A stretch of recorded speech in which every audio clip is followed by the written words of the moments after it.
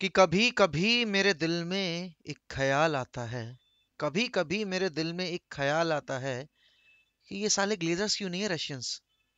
भाई साहब, कल रात में एक ऐसी न्यूज आई है जिससे चेल्सी फैंस की नींदें उड़ गई हैं। और बेसिकली उड़नी भी चाहिए, बिकॉज जिस बंदे ने आपके क्लब को एक नया मुकाम दिया, एक नई पहचान दी, आपकी ट्रॉफी कैबिनेट भरवा दी। मैं ये नहीं कहूंगा कि सिर्फ उसकी वजह से जीते वो, बट एक क्लब का जब ओनर पैशनेट हो और हंग्री हो सक्सेस के लिए, तो उस क्लब का ही अल्टीमेटली फायदा होता है। और रोबन अब्रामोविच का एरा कल रात 90% तक खत्म हो गया है चेल्सी फुटबॉल क्लब में। और अब जो रियल स्ट्रगल है चेल्सी का वापस से शुरू होगा कि न्यू ओनर्स जब आएंगे तो वो कैसे होंगे कैसे नहीं होंगे। बट हमें अब अपने क्लब के बारे में देखना पड़ेगा कि अब्रामोविच ने हमेशा सक्सेस को प्रायोरिटी रखा। फर्क नहीं पड़ा उसे कि उसने कितने मैनेजर्स को सेक किया, उसके लिए हमेशा ये इंपॉर्टेंट था कि at the end of the season वो एक ट्रॉफी जीत रहे हैं। 21 साल में 21 ट्रॉफीज जीती हैं अब्रामोविच के अंडर चेल्सी फुटबॉल क्लब ने। और ये अपने आप में एक सिग्निफिकेंट फिगर दिखाता है, in terms of success, in terms of ruthlessness as well. United और चेल्सी के इक्वल नंबर ऑफ टाइटल्स हैं। अगर मैं टाइटल्स मतलब नंबर ऑफ ट्रॉफीज हैं पिछले 21 साल में, तो ये चीज आपको क्लियर होती दिख गई इन बीते सालों में कि अगर आप आपका फैन बेस और आपका ओनर एक ही लेवल पे सोच रहे हैं तो सक्सेस आपसे ज़्यादा दूर खड़ी नहीं रहेगी। अब अगर मैं यूनाइटेड के केस में बात करूं, तो यूनाइटेड ने अपने पिछले 4 मैनेजर्स को, जी हाँ, अपने पिछले 4 मैनेजर्स को 43 मिलियन का कंपनसेशन दिया है। डेविड मॉइस को हमने 6 साल का कॉन्ट्रैक्ट दिया था जब सर एलेक्स रिटायर हुए थे। उसके बाद आए लुई वेनहाल, उनको हमने सैक किया एफए कप जीतने के बाद। उसके बाद आए Jose Mourinho. Jose Mourinho was the most successful manager जो कि सर एलेक्स के बाद आकर हमें कुछ जितवा कर गए। और बेसिकली अगर मैं ओवरऑल करियर की बात करूं, तो Jose Mourinho was the best manager that we could have had post Sir Alex. उनको भी सेक किया गया, उनको कंपनसेशन दिया गया। उसके बाद हमने अपॉइंट किया as an interim Ole Gunnar Solskjaer को। अब ओले गनर सोल्शायर का tenure as a interim manager बहुत ही ज्यादा सही था तब तक जब तक उनको परमानेंट नहीं बनाया गया था। पोस्ट दैट पीएसजी विक्ट्री, जब ओले गनर सोल्शायर को परमानेंट जॉब दे दी गई, तो वो पहला मैच अपना आकर हार गए आर्सेनल के अगेंस्ट, और सीजन का आखिरी मैच वो हारे कार्डिफ के अगेंस्ट उसी सीजन में। नया सीजन शुरू हुआ, यूनाइटेड ने साइनिंग्स की, हैरी मैग्वायर की, वैन बिसाका की, डैनियल जेम्स की बैकिंग दी गई। क्लब ने फोर्थ फिनिश किया उस सीजन, गिरते पड़ते जैसे भी करके club finish fourth in that season. अगला सीजन शुरू हुआ, यूनाइटेड को प्री सीजन नहीं मिला because of Covid and everything. United पिछले सीजन में सेमीफाइनल में बाहर हुई यूरोपा के। उन्होंने बॉटल की अपॉर्चुनिटी कैरबाओ कप जीतने की। उसके बाद हम अगले सीजन में आए जहां यूनाइटेड ने सेकंड फिनिश किया। अब सब ये कहते हैं कि ओले गनर सोल्शायर के अंडर हमने बेस्ट ब्रांड ऑफ फुटबॉल खेली और हमने बेस्ट पोजीशन पर, बेस्ट पॉसिबल पोजीशन पर फिनिश किया। देखिए, जब क्लब की मेंटालिटी ऐसी हो, क्लब के मैनेजमेंट की मेंटालिटी ऐसी हो कि आपकी बेस्ट पॉसिबल फिनिश सिर्फ सेकंड पोजीशन है, तो चीजें बहुत ज्यादा खराब हैं क्लब के अंदर, ना सिर्फ ग्रुप लेवल पे बल्कि इंडिविजुअल लेवल पर भी। और जब क्लब का एक्चुअल टारगेट जब सिर्फ टॉप 4 होता है ना, तो क्लब कभी सक्सेस देख नहीं सकता। आर्सेनल क्यों स्ट्रगल कर रही है, लिवरपूल क्यों सक्सीड कर रही है, सबसे प्राइम एग्जांपल है कि लिवरपूल के जो प्लेयर्स हैं और लिवरपूल का जो मैनेजर है, वो अल्ट्रा हाईली मोटिवेटेड रखता है खुद को, और वो स्क्वाड को भी उसी तरीके से मैनेज करता है। जब यूनाइटेड की मैं बात करता हूं, तो यूनाइटेड में अभी अगर मैं बात करूं तो प्लेयर्स की क्वालिटी बहुत ज्यादा है, बट कितने ऐसे प्लेयर्स हैं आउट ऑफ दोज 11 जो कि फील्ड पर खेलते हैं कि जो हाईली एम्बिशियस हैं? रोनाल्डो, ब्रूनो, डेविड डेया, राफेल वरान।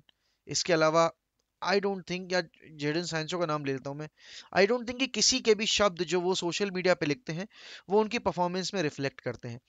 अब इसका मैं बहुत कुछ हद तक ब्लेम ना सर एलेक्स को भी देना चाहूंगा, बिकॉज सर एलेक्स जब क्लब छोड़ के गए थे, तो उन्होंने एक ऐसी टीम नहीं छोड़ी थी जो कि आगे जाकर compete कर सकती थी मैनचेस्टर सिटी से या चेल्सी फुटबॉल क्लब से या इवन आर्सेनल से, because Arsene Wenger was there at Arsenal at that time.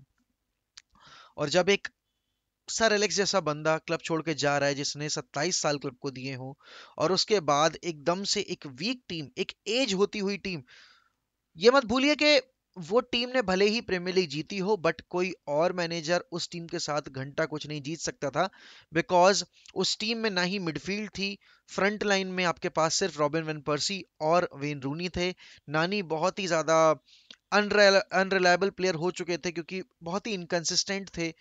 कगावा का पहला सीजन था, और उसके बाद आपकी मिडफील्ड डेड हो रही थी, आपके पास बैकलाइन, आपकी एजिंग बैकलाइन थी।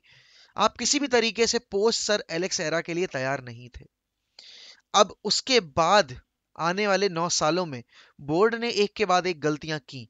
अगर उस वक्त पर सर एलेक्स के बाद तुरंत अगर जोजे मोरिनियो को अपॉइंट किया जाता तो वो बेस्ट पॉसिबल डिसीजन होता क्लब के लिए, ना सिर्फ ओनर्स के हिसाब से बल्कि मैं कहता हूं कि प्लेयर के हिसाब से भी, क्योंकि वो एक चैंपियन टीम थी, उस टीम में चैंपियंस मेंटालिटी वाले प्लेयर्स थे। जोसे मुरीनो जिस टाइम पर आए थे वो एक टीम चैंपियन टीम नहीं थी, वो एक टीम खड़ी हो रही थी वापस से अपने पैरों पर। और उस टीम में बहुत ही ज्यादा यंग टैलेंट्स थे। हम मेम्फिस डिपे को लेकर आए थे जो कि बिल्कुल भी उस तरीके लेवल ऑफ फिटनेस मेंटेन नहीं कर पाए थे। एंथनी मार्शियल आए थे मोनाको से जो कि गोल्डन बॉय थे उस ईयर के, जिस साल वो आए थे लुई वेनहाल के under he was the highest goal scorer, but he was not the kind of a player जो कि जोसे मुरीनो के सिस्टम में फिट होते थे। बाकी अगर मैं बाकी प्लेयर्स की बात करूं तो वो भी उस लेवल के नहीं थे जो कि जोसे मुरीनो के सिस्टम में फिट होते थे। तो मुरीनियो को कभी वो अपनी टीम मिली नहीं जो उसको एक्चुअल में चाहिए होती है एक चैंपियन टीम बनाने के लिए। अब अगर वो मुरीनियो अगर ठीक 2013 में आया होता इन प्लेस ऑफ डेविड मॉइस तो सिनेरियो कुछ और होता।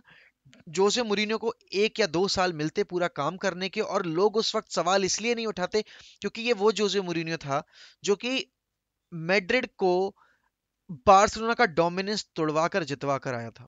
ये वो मोरिनियो नहीं था जो चेल्सी से सैक होकर आया था after a horrific start to the season. ये वो मोरिनियो था जो कि गार्डियोला की उस बार्सिलोना का गुमान तोड़कर आया था, जो कि इंटर के साथ ट्रेबल जीत कर आया था। Memories were very fresh. हमने लुई वेनहाल को अपॉइंट किया on the basis of his team's performance in the World Cup, but Louis van Gaal जब आए तो उनकी ब्रांड ऑफ फुटबॉल काफी रिग्रेसिव थी, और रिग्रेसिव के साथ साथ उनको जो प्लेयर्स चाहिए थे वो प्लेयर्स एड वुडवर्ड ने और ग्लेजर्स ने उनको लाकर नहीं दिए। और देखो, हम एब्रामोविच को जितना भी चाहे कोस लें कुछ भी कर लें, बट एक चीज जो चेल्सी फैंस सबसे ज्यादा अडोर करते थे एब्रामोविच के बारे में वो थी उसकी रूथलेसनेस, कि उसको सिर्फ जीतने से मतलब था। If a person can sack his own club legend like Frank Lampard, तो भाई वो कुछ भी कर सकता है। And to be very honest, आज के इस टाइम में जहां हर एक क्लब सिर्फ सक्सेस देखना चाहता है, वहां पर आप ये सॉफ्ट कॉर्नर अपने मन में नहीं रख सकते कि हमें नहीं इसको प्रोटेक्ट करना because he is our legend. Your ultimate duty is to maintain the dignity of the club, is to make sure that your club is still a top house in world football, is still a top dog in world football, and at present United are not. And ये सिर्फ मैं club owners के ऊपर नहीं डालूंगा, ये मैं players के ऊपर भी डालूंगा, ये मैं मैनेजर्स के ऊपर भी डालूंगा। एंड जब हमने ओले गनर सोल्शायर को परमानेंट मैनेजर बनाया था तब आई वाज इन डाउट कि क्या सोल्शायर वो चीज कर पाएगा जो कि मैं जोसे मुरीनियो से एक्सपेक्ट कर रहा था। यू नो ओले गनर सोल्शायर के अंडर हमने अच्छी ब्रांड ऑफ फुटबॉल खेली, हमने सबसे ज्यादा बार 5 गोल स्कोर किए। सिंस सर एलेक्स डिपार्चर हमने कभी भी इतने ज्यादा गोल्स किसी भी सीजन में जाकर स्कोर नहीं किए थे। डिफेंसिवली हम काफी वल्नरेबल थे। एंड इस सीजन जिस तरह की परफॉर्मेंस के बाद हमने ओले गनर सोल्शायर को अलविदा कहा, उसके बाद जब रेनियक आए हैं तब हमें थोड़ी इंप्रूवमेंट देखने को मिली है, बट इससे ये साबित नहीं होता कि यूनाइटेड वापस से एक सही दिशा में जा रही है। क्योंकि अभी आपको मई में जाकर वापस से एक नया मैनेजर ढूंढना है। और कल पॉल हर्स्ट और टेलीग्राफ डकर और बाकी जितने भी जर्नलिस्ट थे उन्होंने ये न्यूज़ ब्रेक कर दी कि यूनाइटेड को अगर पोचेटिनो नहीं मिलते हैं तो वो जाएंगे, हो सकता है, कार्लो एंचेलोटी के लिए। देखो, I love Don Carlo because he is a mastermind, he is a brilliant manager, but he is not the kind of a manager जो कि इस वक्त को जरूरी है यूनाइटेड के लिए। अगर आपको वाकई में अब एक ऐसा मैनेजर लेकर आना है जो कि आपका ना सिर्फ अभी वाला प्रेजेंट बल्कि आपका आने वाला कल सुधारे और लॉन्गा प्रोजेक्ट के लिए क्लब को हैंडल करके रखे, तो दैट इज एरिक टेन हैग। या फिर आप पोचेटिनो को भी ला सकते हो, बिकॉज पोचेटिनो के पास एक्सपीरियंस है। बट अगर आप कार्लो एंचेलोटी के लिए जा रहे हो तो आप वापस से वही एक गलती कर रहे हो जो कि आपने जोजे मूरिन्हो के टाइम पे की थी, कि आपने एक ऐसा मैनेजर अपॉइंट किया जो आपकी फिलॉसफी से मैच नहीं करता, जो आपके आपके साथ काम तो कर लेगा बट आप उसकी एक्सपेक्टेशंस को फुलफिल नहीं कर पाओगे, और वो आपकी एक्सपेक्टेशंस को अगर फुलफिल नहीं कर पाया तो आपको उसको भी कंपनसेशन देना पड़ेगा। अब यंगर मैनेजर्स के साथ हम पेशेंस इसलिए दिखा सकते हैं क्योंकि जब पेप गार्डियोला सिटी छोड़ के जाएंगे तब आपको ये देखने को मिलेगा कि ये सिटी एरिक टेनहैग के लिए पूरी जोर लगा के पुश करेगी।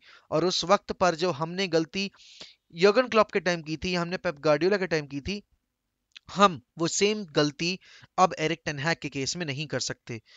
कल न्यूज ब्रेक हुई है कि Eric Ten Hag is learning English. अब मुझे ये नहीं, देखो अब वो तो वही वाली बात हो गई कि इंग्लिश तो ऐसे नॉर्मली भी सीख सकता है ना इंसान। अगर वो दूसरे क्लब के लिए भी प्रिपेयर कर रहा है प्रीमियर लीग में आने के लिए तो भी वो इंग्लिश सीखेगा, या फिर वो एक अलग कंट्री में जा रहा है तो इंग्लिश तो एक ऐसी लैंग्वेज है जो कि हर वक्त काम आएगी इंसान के, भले वो किसी भी कंट्री में जाके मैनेज करे। तो ये न्यूज मीडिया की जो ये जो बेट्स न्यूज आती है ना कि एरिक टेन हैग इंग्लिश इसलिए सीख रहे हैं क्योंकि वो यूनाइटेड में आना चाहते हैं, भाई इतनी तो इंग्लिश सबको आती है कि वो आके मैनेज कर लेगा। अब यहाँ पर यूनाइटेड के लिए एरिक टेन हैग का अपॉइंटमेंट क्यों जरूरी है? सबसे पहली चीज कि उसको यूथ के साथ काम करने का अच्छा खासा एक्सपीरियंस है। आईएक्स में उसने वही चीज की है। He has been an assistant under Pep Guardiola as well, तो वो भी एक की फैक्टर रहा है एरिक टेन हैग के केस में।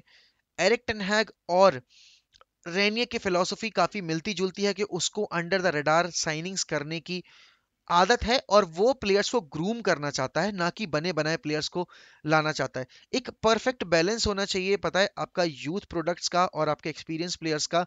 अभी जितने भी पास्ट मैनेजर्स आए हैं उनको उनकी साइनिंग्स कभी मिली नहीं, बोर्ड ने उनके ऊपर अपनी साइनिंग्स जरूर थोपी, और इसी वजह से यूनाइटेड इतने साल से जो ये स्ट्रगल करता चला आ रहा है, ये एक वजह है। और यहाँ पर मैं वापस से सर एलेक्स का नाम लेना चाहूंगा। अब बहुत सारे लोग ये कहेंगे कि मोहक भाई, why are blaming Sir Alex? I am not blaming Sir Alex, but Sir Alex को अपना रोल थोड़ा लिमिटेड करना पड़ेगा क्लब में, बिकॉज उनको जाए हुए 9 साल हो चुके हैं और क्लब अभी भी उन्हीं के उस क्या कहते हैं ना, एक स्ट्रॉबेरी वर्ल्ड में जी रहा है कि सर एलेक्स हैं, सर एलेक्स के गाइडेंस से हम ये कर लेंगे, सर एलेक्स के गाइडेंस से हम वो कर लेंगे।